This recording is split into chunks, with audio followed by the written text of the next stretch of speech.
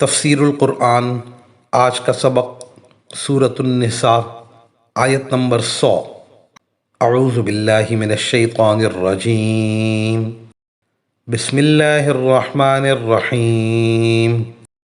ومن يهاجر في سبيل الله يجد في الأرض مراغما كثيرا وسعة ومن يخرج من بيته مهاجرا إلى الله ورسوله ثم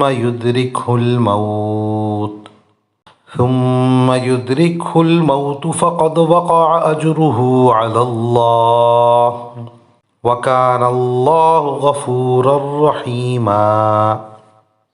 ترجمہ: اور جو شخص اللہ کے راستے میں ہجرت کرے گا وہ زمین میں بہت جگہ اور بڑی گنجائش پائے گا، اور جو شخص اپنے گھر سے اللہ اور اس کے رسول کی طرف ہجرت کرنے کے لیے نکلے پھر اسے موت آ پکڑے تب بھی اس کا ثواب اللہ کے پاس طے ہو چکا، اور اللہ بہت بخشنے والا بڑا مہربان ہے۔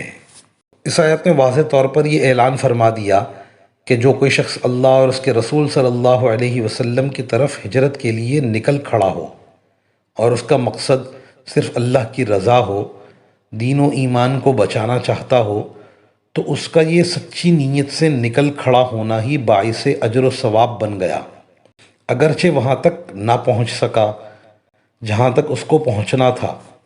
راستے میں موت ہو جانے کی وجہ سے مقصد ظاہری تک تو نہ پہنچ پایا، لیکن حقیقی مقصد حاصل ہو گیا، کیونکہ اللہ تعالیٰ کے یہاں اس کا ثواب لکھ دیا گیا اور اس کی ہجرت منظور ہو گئی۔